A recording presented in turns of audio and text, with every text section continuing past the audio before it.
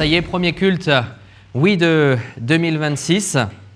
Et je ne sais pas, je pense que vous pensez comme moi, il est plus difficile de dire comment l'année va terminer, va finir, que comment elle va commencer. Est-ce que vous êtes d'accord ?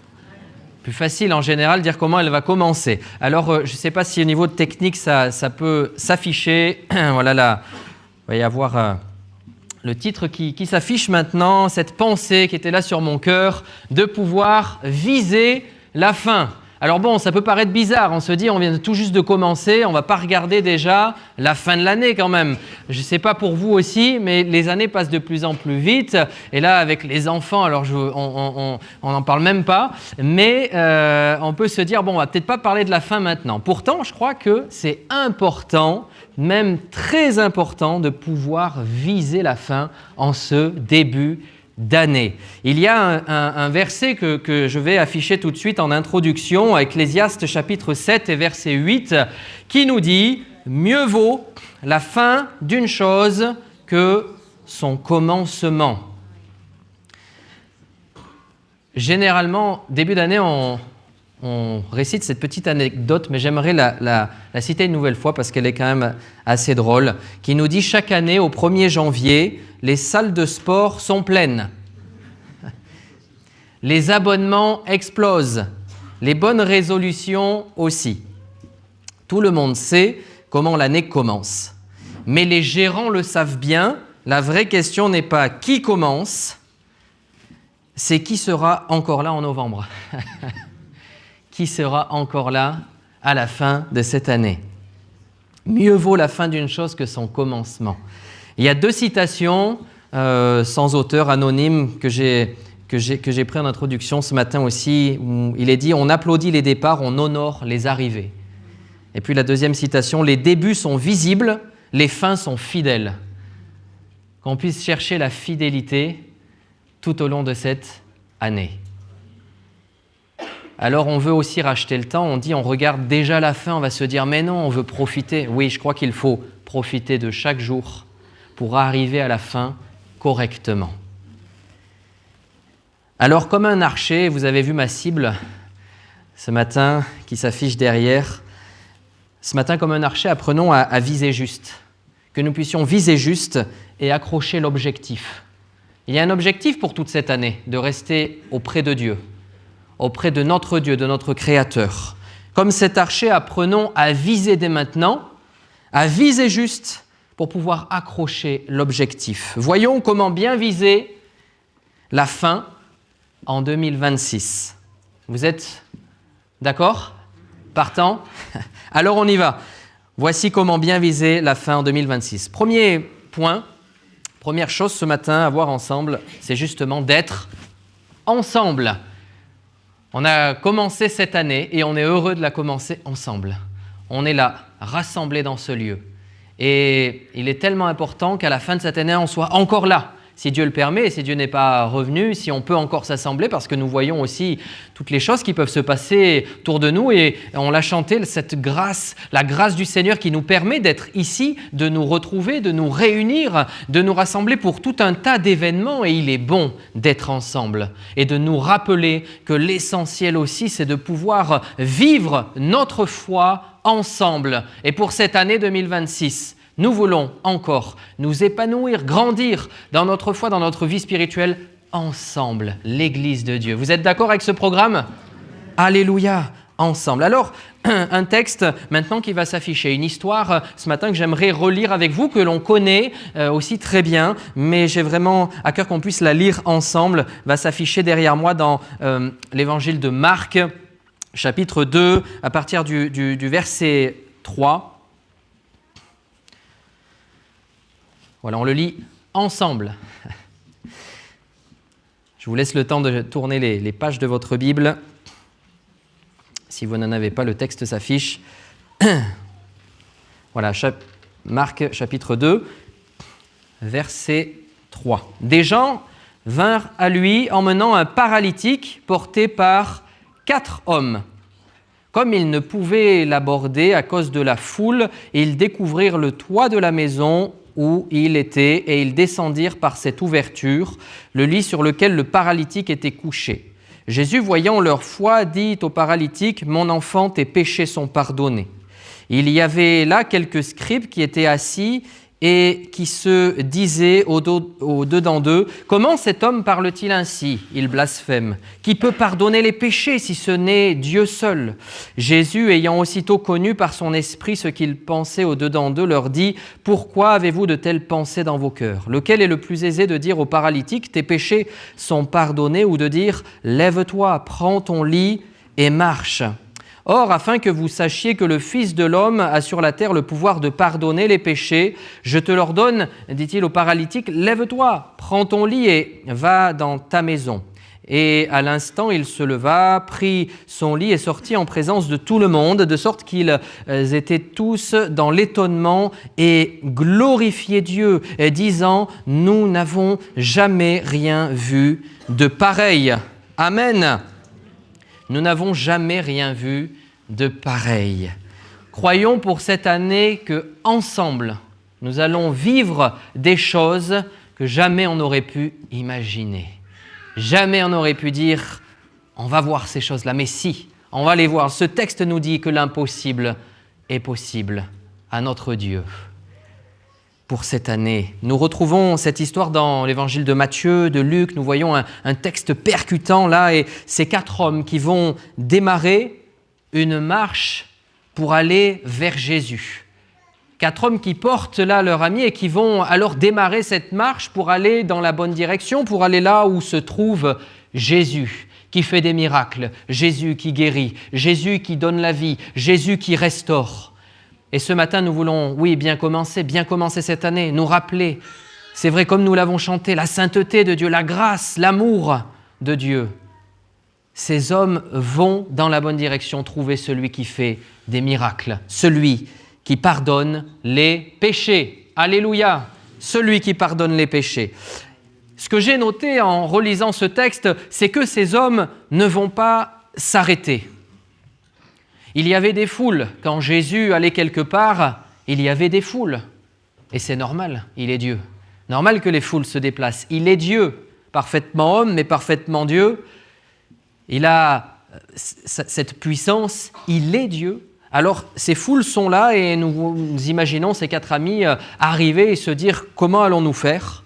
Peut-être tout un tas de pensées. Se dire « c'est déjà bien de l'avoir porté jusqu'ici, on est devant la porte, on peut le laisser devant la porte. » Des fois, on fait un effort, on se dit « ça suffit, c'est suffisant. » On peut le laisser là et puis on croit que voilà, Jésus va le voir, on peut le laisser devant la porte. Mais ils ne se laissent pas stopper par les circonstances.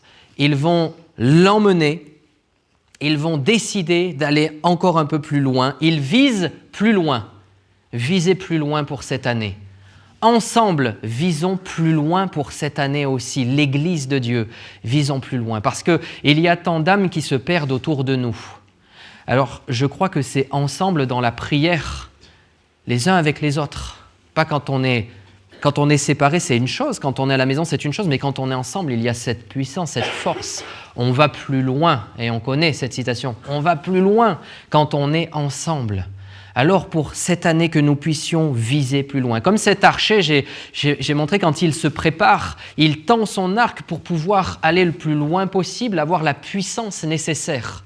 Que nous puissions avoir cette puissance nécessaire, mais ensemble, en étant soudés les uns aux autres. Ces 4 personnes vont porter ce paralytique, vont le porter pour l'emmener plus loin, pour lui faire découvrir une vie nouvelle. Qu'ensemble, nous, l'Église, nous puissions emmener toutes ceux et celles qui n'ont pas encore accepté le Christ, à les emmener plus loin dans leur vie spirituelle, que les cœurs soient transformés, que les cœurs soient visités, des plus petits aux plus anciens, toutes les générations, tous ceux qui n'ont pas encore accepté le Christ, alors qu'en 2026, ils puissent le faire. Alléluia, ensemble. Ces hommes étaient partis d'un endroit pour aller à un autre. Ils ne se laissent pas stopper, ils visent plus loin, ils ont en tête un objectif. Je vous ai dit, on vise la fin, on doit pouvoir viser la fin. Ils ont un objectif en tête et ils vont tout faire pour y arriver. Tout faire pour y arriver. Seigneur, cette année, que ce soit pour nous le cas aussi, qu'on puisse tout faire pour arriver à aller à la fin de cette année ensemble et en étant remplis de toi, de ton Esprit, Seigneur. Ensemble. Alors, un texte s'affiche maintenant derrière moi, 1 Corinthiens chapitre 10, verset 33, qui m'a marqué également en préparant ce message. De la même manière que moi aussi, je m'efforce en toute chose de complaire à tous, de m'adapter à tous, cherchant non mon avantage, mais celui du plus grand nombre, afin qu'ils soient sauvés. Paul va dire, je m'efforce. Je fais tout ce que je peux. Je m'adapte à la situation. On voit ces 4 hommes qui vont s'adapter à une situation particulière. Ils auraient pu être stoppés, rester net là sur place et se dire, c'est bon, on a fait notre part, on ne va pas plus loin. Mais cette année, cherchons à aller encore un peu plus loin. Si tu crois que tu as déjà fait assez d'efforts, alors fais encore un effort supplémentaire. Dans la prière, peut-être dans la lecture de la parole, peut-être en mettant un planning en place, peut-être en mettant un planning de lecture en place, peut-être des choses qui vont changer pour pouvoir t'efforcer de faire encore plus cette année. Moi aussi, je m'efforce en toute chose de complaire à tous, de pouvoir m'adapter à tous pour que je puisse voir ce fruit, pour que le plus grand nombre puisse être sauvé, que le plus grand nombre puisse être touché. Je veux m'efforcer en toute chose. Ce paralytique, lui, dans notre texte ce matin, avait besoin de ses amis. J'ai noté, il avait besoin de ses amis pour pouvoir se déplacer. Il était là, handicapé, paralysé, paralytique. Et c'est avec l'aide, le soutien des uns des autres, c'est avec le soutien des frères et des sœurs qu'on peut aller encore plus loin. Il avait ses 4 amis et ensemble, ils pouvaient y arriver. Pour cela, il fallait le prendre, l'emmener et ne pas se laisser stopper. J'ai noté une chose, c'est qu'on peut aussi venir, être avec les uns et les autres, mais parfois être déconnecté de l'essentiel. On a chanté « Christ est tout pour moi ». Sans Christ, ce n'est pas possible. Je ne peux pas avancer dans ma vie chrétienne sans Christ. Alors, ensemble, oui, c'est bien d'être dans cette communion fraternelle, évidemment, mais centré sur le Christ, centré sur Jésus, lui ressembler encore un peu plus aussi cette année. Ensemble pour pouvoir lui ressembler un peu plus, ensemble pour se tirer vers le haut. Les amis, eux, vont faire quelque chose d'exceptionnel. Il est dit, ils vont pouvoir découvrir le toit. Alors, ce n'était pas des toits comme maintenant, avec des travaux aussi compliqués que maintenant. Et avec tout un tas d'outils complexes, c'est vrai que là, le toit a été en branchage, argile, etc., avec parfois des ouvertures. Donc, ok, peut-être un peu plus simple, mais quand même, il fallait quand même monter avec ce paralytique. Monter pour ensuite l'emmener au pied de Jésus. Pour l'emmener à Christ. Rien ne se fait sans le Christ, sans Jésus. Christ est tout pour moi, qu'il soit tout pour nous dans notre vie, dans notre marche, jour après jour, que ce soit Christ qui nous conduise et que nous puissions avoir les regards réellement tournés vers lui. Je veux fixer le Christ. Faire de Jésus, j'ai noté notre ami pour 2026, Jésus veut être notre ami, le véritable ami, comme on a l'habitude de le chanter. Le véritable ami, c'est Jésus. Il doit l'être pour cette année 2026. Et oui, ensemble, mais pas sans Jésus. Ensemble avec Jésus. Ensemble avec Christ. Lui qui est mort à la croix pour chacun de nous. Christ est tout, pourquoi ? Pourquoi il est tout ? Parce que sur la croix, il est mort. Parce que sur la croix, il a décidé de s'abandonner entièrement à la volonté du Père, à la volonté de celui qui l'a envoyé. Lui, Dieu vivant, qui descend, personnifié, lui qui a cette chair, qui a ce corps semblable au nôtre, qui décide d'aller sur une croix. Il sait ce qu'il va lui arriver. Christ est tout pour nous parce que lui a tout accompli, parce que lui est allé jusqu'au bout. Alors je veux m'efforcer ce matin et pour cette année en toute chose, de faire tout pour sa gloire. Je veux m'efforcer cette année, dans tout ce que je fais, de lui plaire un peu plus. Et avec mes frères et mes sœurs, d'aller encore plus loin. Et de vivre des miracles, de vivre des prodiges, de vivre encore des baptêmes dans le Saint-Esprit, des baptêmes, des conversions. Alléluia. de vivre des temps merveilleux. Ces 4 hommes qui le portaient, ce paralytique, vont vivre des temps là extraordinaires, des temps miraculeux. Ils vont aller jusqu'au bout. Ils ne vont pas être stoppés, se laisser stopper, parce qu'il y en a un qui veut stopper notre course. Mais quand on est dans la famille de Dieu, alors on a cette force d'être là, réunis. Et ça, c'est notre force. Nous ne sommes pas seuls. Jésus est avec nous. Il nous remplit de son esprit, mais il nous donne une famille. Gloire à Dieu. Alors comme ces 4 amis, qu'on puisse nous aussi porter celui qui est malade, nous aussi porter celui qui est dans la difficulté, dans la peine, que nous puissions l'emmener au pied de Jésus, m'efforcer de faire toutes choses, de m'adapter à toute situation pour ne pas lâcher ce que Dieu veut me donner pour cette année. Et comme il a été dit en introduction, peut-être mon abonnement à la salle de sport démarre bien puis s'arrête en novembre, alors moi je veux m'efforcer de faire les choses correctement avec le Seigneur pour ne pas m'arrêter en cours d'année, mais continuer à le faire. Alléluia. La deuxième pensée ce matin, pour pouvoir bien viser la fin d'année 2026, comment bien viser cette année 2026 en marchant par la foi. Marchant par la foi. J'aimerais vous rappeler un texte qu'on connaît tous également. Il va s'afficher dans quelques instants, on puisse le lire ensemble et qui va encore, je le crois, nous encourager à pouvoir marcher par la foi. 1 Samuel chapitre 17 et verset 48. 1 Samuel chapitre 17 et verset 48.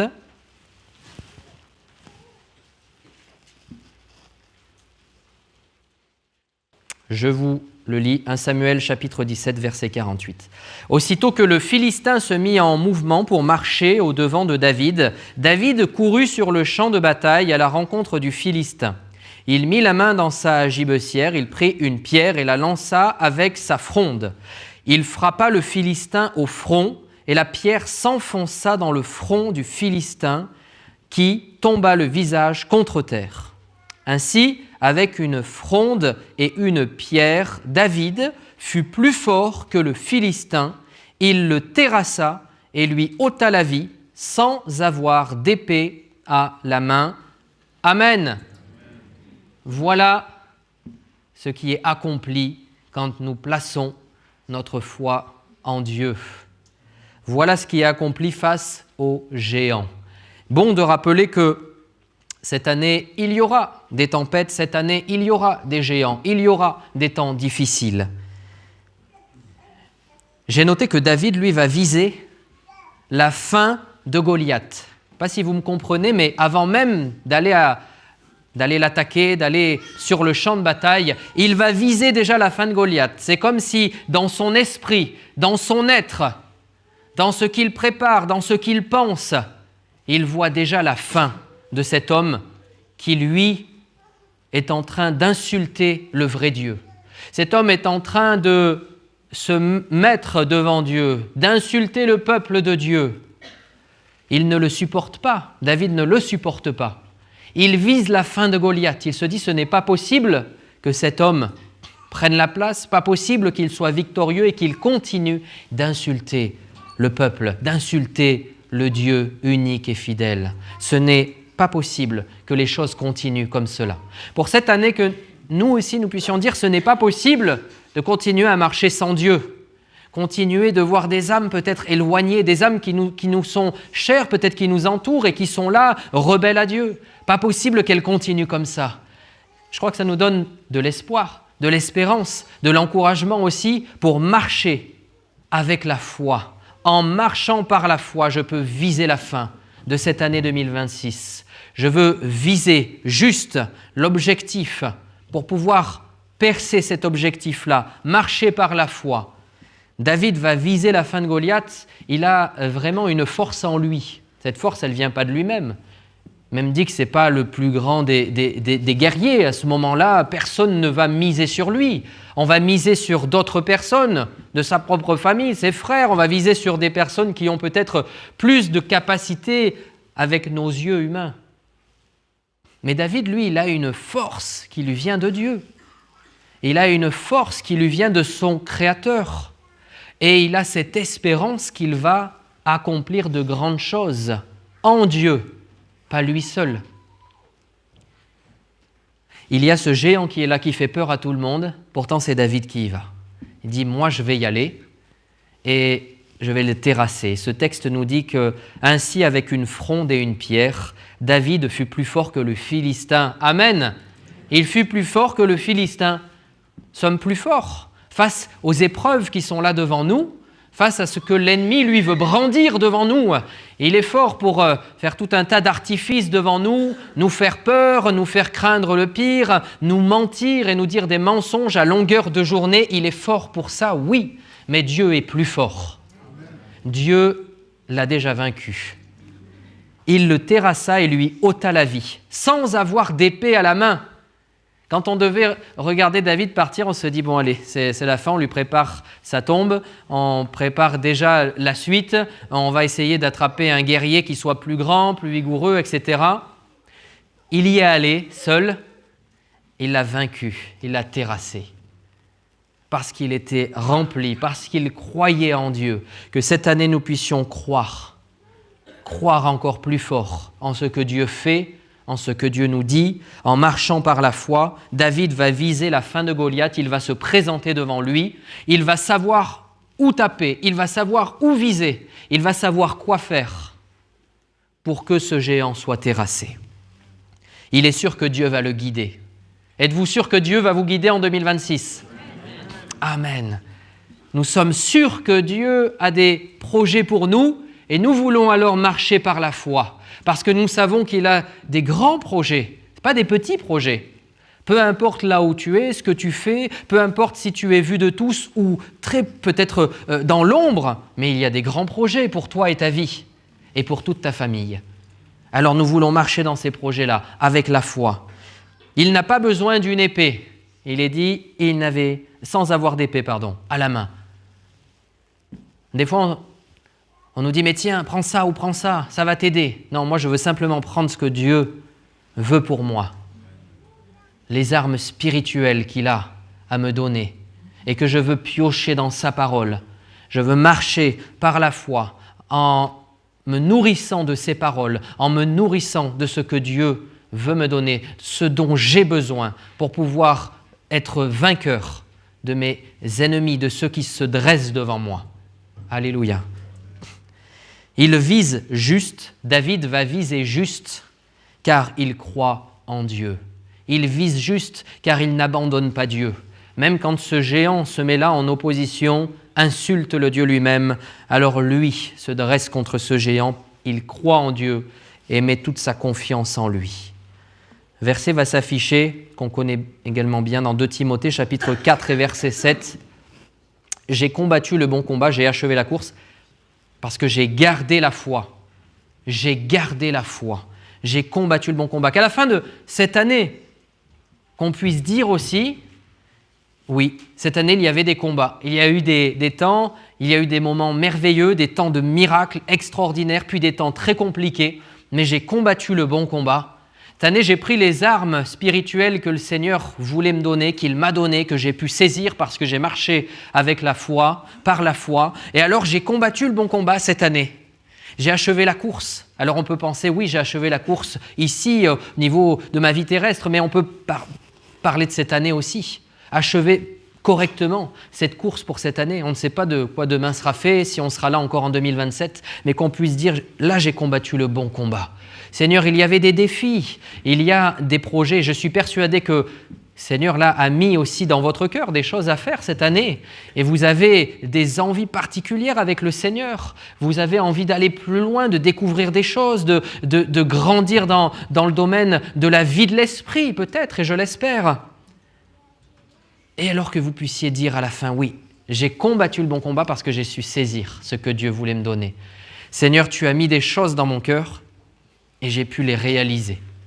Je ne me suis pas arrêté en cours d'année, je n'ai pas lâché ta main en cours d'année, mais j'ai tenu bon, j'ai combattu le bon combat. Et c'est difficile parfois de ne pas lâcher, c'est difficile de rester en place. C'est ça qui est le plus dur, je crois, pour nous aussi. Rester toujours les mêmes. ne pas broncher. Dieu, lui, ne bronche pas, hein. Il est toujours le même, éternellement. Il reste le même. Et pour nous, ça peut être compliqué, à un moment donné, de ne pas broncher. Et peut-être de faire comme un peu le yo-yo, un coup ça va pas. Mais que nous puissions dire, là, cette année, j'ai combattu le bon combat. Il y a eu des moments très difficiles, mais j'ai tenu bon. Ce n'est pas par mes propres forces, mais parce que j'ai marché par la foi, avec cette foi. Et Dieu honore la foi. Il honore la foi de ses enfants. Il nous bénit quand nous croyons en lui, quand nous savons que nous avons la réussite, la victoire avec lui. Alors comme David, là, a pu aller jusqu'au bout, a pu vaincre ce géant, nous allons réussir à passer cette année aussi. Nous le croyons. Comme David, utilisons les bons moyens pour venir à bout de tous ces défis, des difficultés et des tempêtes. Gardons la foi en toutes circonstances. Que Dieu nous aide ce matin. Personne ne croyait en David, mais Dieu, oui. Alors, si tu te dis aujourd'hui, personne ne croit en moi, je suis mis de côté, Dieu, il croit en toi. Dieu veut placer encore des trésors dans ta vie. Dieu veut placer une force particulière en toi, comme Gédéon va dire, mais va, avec la force que tu as. Sais-tu que tu n'es pas abandonné, rejeté, Dieu t'aime, et nous l'avons entendu ce matin, Dieu t'aime, il l'a prouvé, il le prouve encore ce matin, parce qu'il est mort pour toi, qu'il veut te donner cette force pour que tu puisses combattre, vivre cette année. Personne ne croyait en David, peut-être que personne ne croit en toi, Dieu croit en toi, véritablement. Si toi, tu es capable de venir à ses pieds, comme ce paralytique ce matin, il est venu aux pieds de Jésus. On reconnaît notre état, on reconnaît qu'on est faible, qu'on est pécheur, mais alors Dieu nous relève, nous bénit et nous aide et nous donne la force. Il nous donne la victoire. Amen. Troisième objectif pour nous ce matin, comment viser la fin 2026 en fixant les promesses.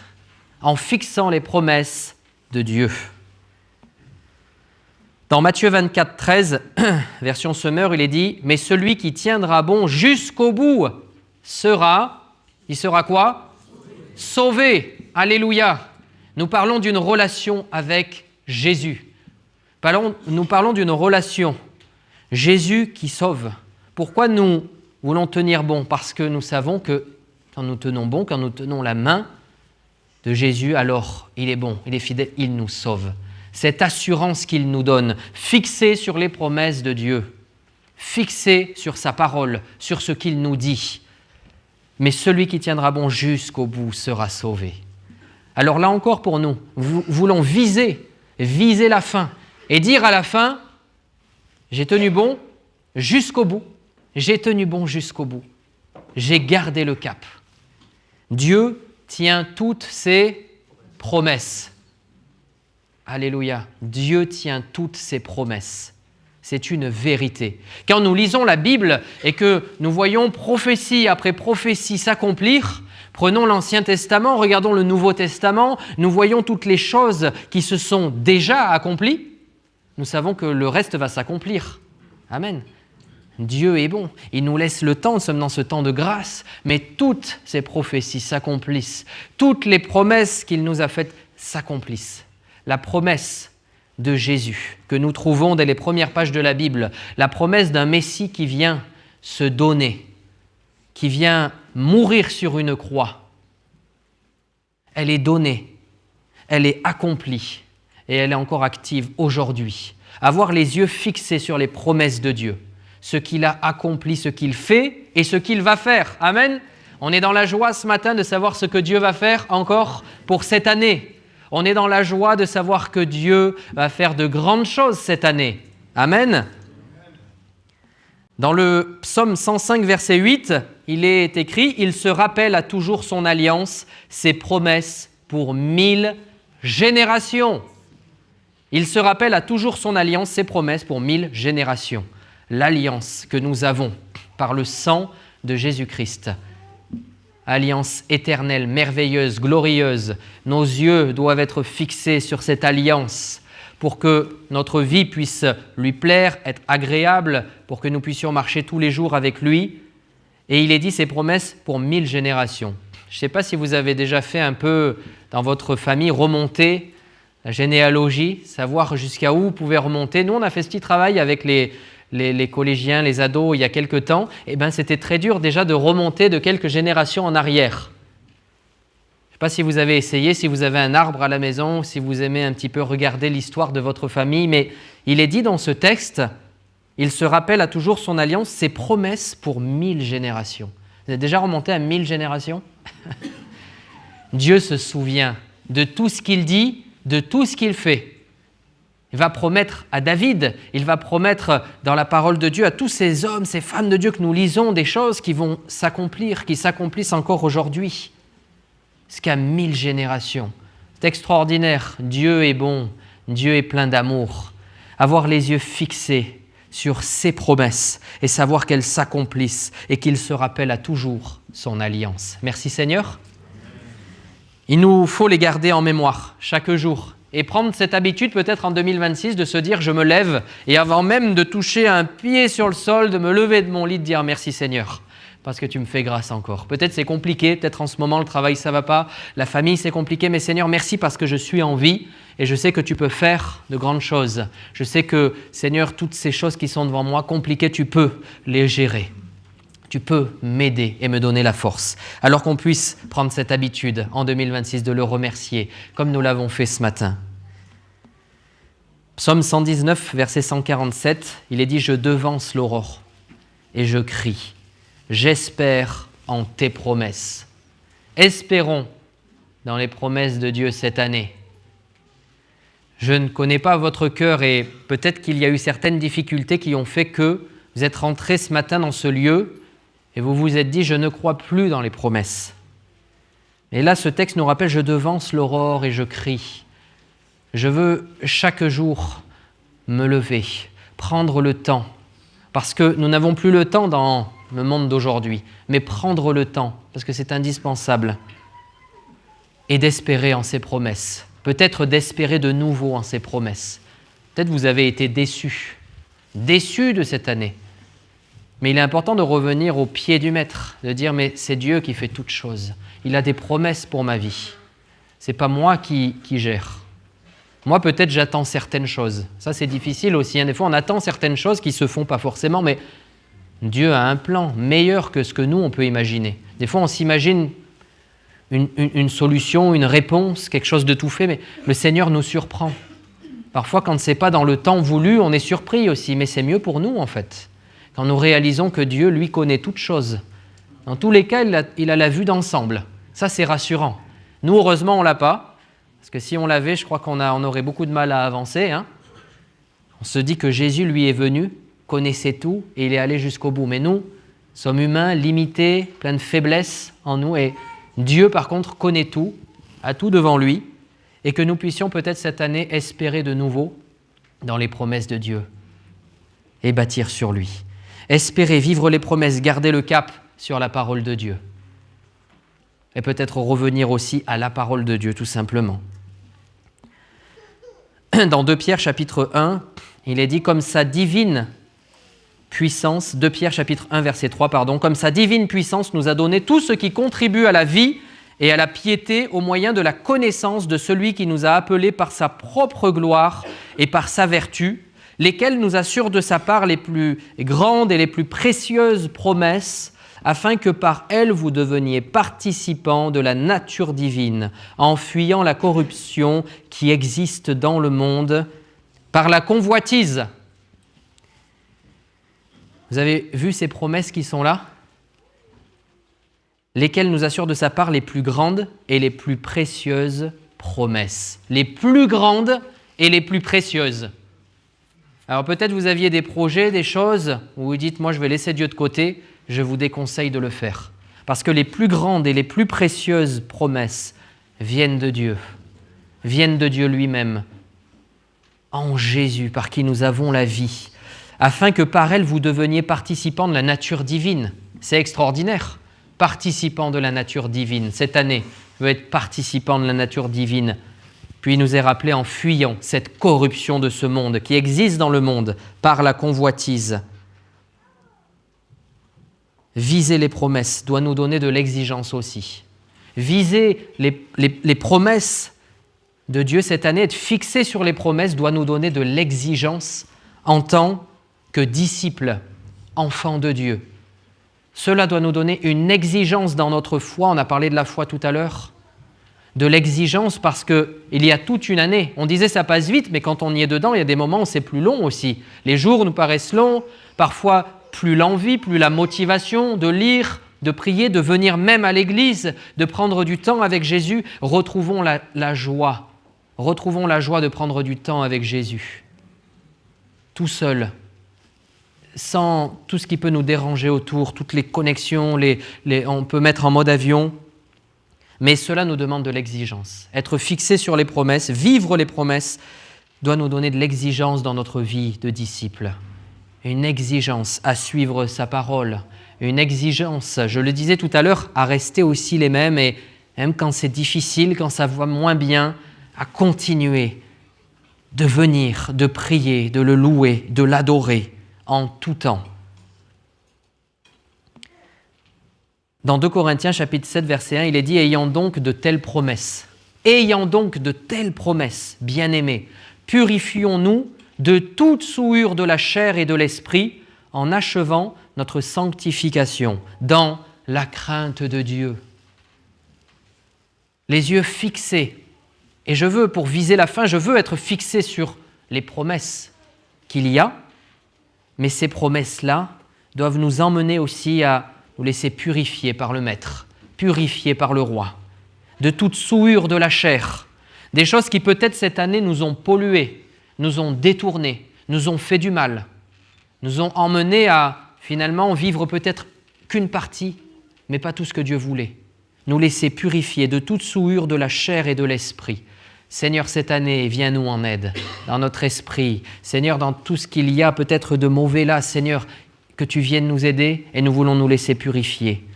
Et il est dit en achevant notre sanctification dans la crainte de Dieu. J'avais noté le fait de pouvoir faire des progrès cette année pour 2026, fixer sur les promesses pour pouvoir faire des progrès et d'aller de progrès en progrès, comme nous dit la Bible. Dieu veut notre sanctification, sans laquelle personne ne verra le Seigneur. Ne lâchons pas en cours d'année, mais essayons chaque jour de faire des progrès dans notre vie spirituelle, peut-être dans notre contact avec les autres. Peut-être j'ai du mal à parler avec les autres, à construire, à tisser des liens. Mais je crois qu'en tant que chrétien, enfant de Dieu, c'est important de pouvoir avoir aussi un contact, de pouvoir avoir ce lien aussi social, en nous écartant, oui, de toute souillure, mais en gardant ce lien social. Comme Paul va nous le dire aussi, il va le faire, il va s'adapter à tous pour que tous puissent être sauvés aussi, mais c'est important de pouvoir avoir ce lien, que notre service puisse progresser encore cette année, que notre service ne soit pas, qu'il ne stagne pas, mais qu'il évolue, qu'il grandisse, qu'il prenne du poids. Seigneur, oui, je veux te servir et progresser dans mon service jour après jour. D'être agréable, te plaire et qu'on puisse te voir, toi. Quand moi je suis là, qu'on puisse te voir, toi. Qu'à la fin de l'année, nos progrès soient visibles. La Bible nous dit, évident de tous, que nos progrès soient visibles. Qu'on puisse vraiment se dire à la fin, oui, là je peux dire, je suis fier parce que Seigneur, j'ai gardé le cap, mais je sais que c'est grâce à toi, mais j'ai pu tenir bon.